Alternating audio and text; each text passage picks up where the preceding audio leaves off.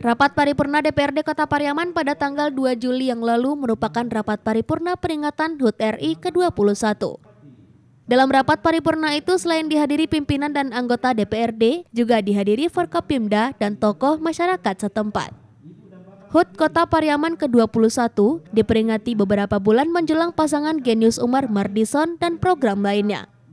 Dalam rapat paripurna itu, salah satu tokoh masyarakat Kota Pariaman yang ada di perantauan mengapresiasi program yang dikerjakan pasangan wali kota dan wakil wali kota Pariaman itu.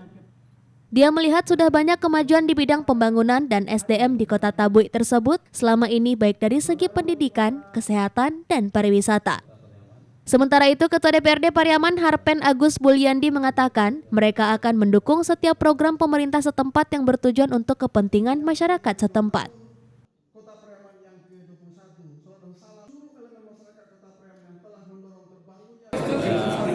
Seperti pembangunan yang telah ada di Kota Pariaman, kita lihat, kita selama ini untuk fisik semua bagus seperti yang diarahkan oleh tokoh masyarakat tadi, yang mana yang akan kita beri ke depannya adalah SDM, termasuk pendidikan, keagamaan yang harus kita tingkatkan di Kota Pariaman, karena sejarah mengatakan dan kita terus melakukan sejarah, intinya awal agama Islam di pantai barat Sumatera adalah Pariaman.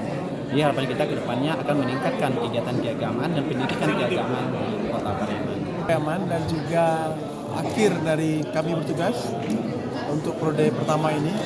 Dan tadi kami menyampaikan beberapa program capaian yang telah kita lakukan, dan semua capaian itu adalah kerja keras, kolaborasi bersama pemerintah kota dengan masyarakat, DPRD, Forkopimda, masyarakat ranah maupun rantau, dan semua pihak secara bersama-sama untuk menunjukkan jati diri Kota Pariaman.